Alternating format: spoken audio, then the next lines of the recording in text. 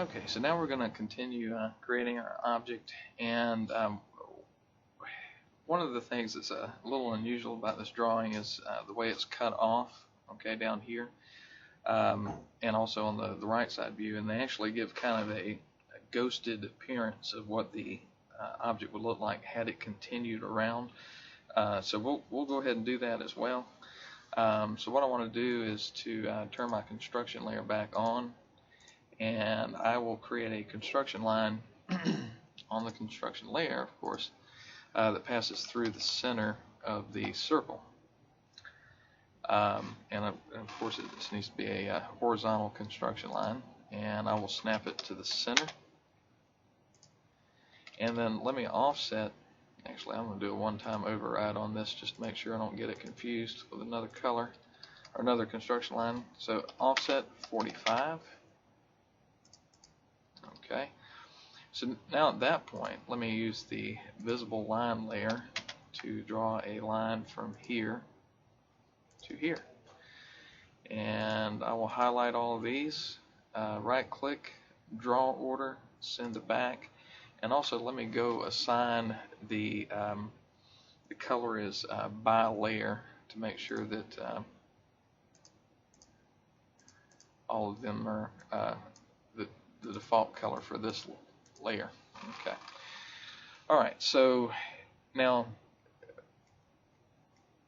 we also have that same line that would be here that they've shown in the text. Okay, everything below this is kind of ghosted out in an actual phantom line type is the name of it. So let's do as they've done in the book, and we'll use the modify on the modify panel. We'll use the break at point command. Okay, and I want to select this vertical line and then choose that intersection of where to break it. So now that's individual lines, and I can do this again. Select that line and then break it, and then again.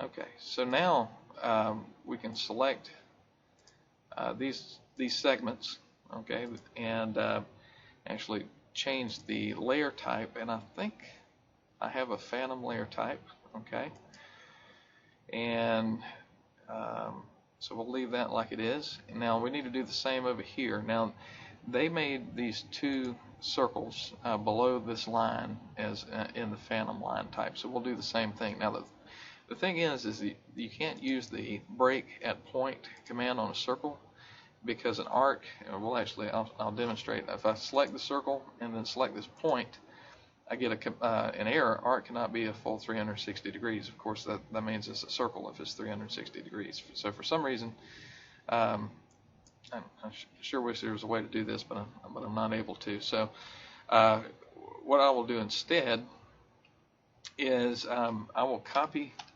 these two circles, and I'm going to copy it from the center point, and I will just bring them down the line a little bit, and then just snap them somewhere on the same line where the center point of these two circles rest on this line. And I could have actually copied over this line as well, but what I want to do is I want to trim the circles above this line, and then I can erase that line, okay, and trim everything below this line in this view. Okay, now assign these the correct line type, and then move them back into place. So I'm going to snap to the end point of this arc, and then I will snap on the end point of this arc. So it looks like we have created what they have shown in their drawing representation. Okay, so let me turn off the construction layer and take a look at what I've done. Everything looks good. You notice that their center line continues as a center line below the cutoff point there. It looks like all our entities have been drawn. We need to work on this view a little more. Okay, so this type of section view, requires like a sketched line, and you can see in the book that it starts just above the center, okay, and it starts about right here. Okay, now there's a command in AutoCAD. It's called Sketch. So SKETCH, enter, and it asks me to specify a sketch type. Okay, now this is something I don't use very often, so bear with me for a minute, but we want to define a type. Okay, we want to define this as a polyline, so it makes all these little individual sketches that it connects them. If you don't, you may have even across this short distance here, you may end up with 100 tiny little sketch lines. Okay, so we want to type in T and then enter, and then P for polyline. So it's one continuous object rather than a bunch of small sketches. Okay, so we want to start about right here, and we don't have to exactly duplicate what they've shown in the book, but I'm just moving my cursor here. I'm not actually clicking at all. Okay, and put in something that you see about like this. Okay, it's intentionally jagged. Okay, and you can extend it just beyond the edge here, and then at that point you don't click, if I remember correctly. You just press enter instead of clicking. Okay, and it creates the sketch line for you. Okay, and then you want to trim, so click that line and then click the sketch line. Alright, so now we have our broken section started. And now let's try to duplicate what they have in the book. Now, everything below this line, below the sketch line, is a hidden line. Okay, so let's see if we can use the break at point. And we'll probably have to zoom way in. Okay, so now we have a individual line segment. This is a hidden line. Both of these are. Okay, and this line is actually a hidden line,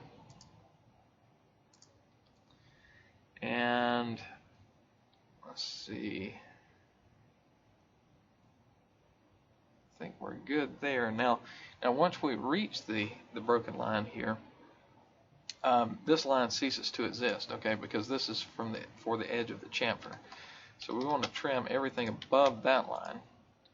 Okay, and now you can see that we're kind of getting the same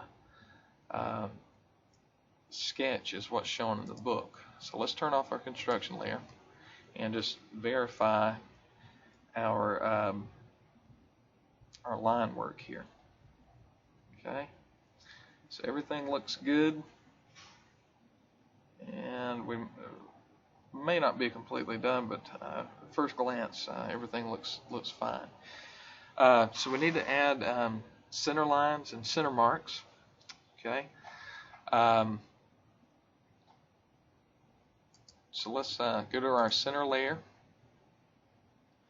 and let's use the tool under the annotate tab under the dimensions panel, and I'll just click on the outside of the circle here.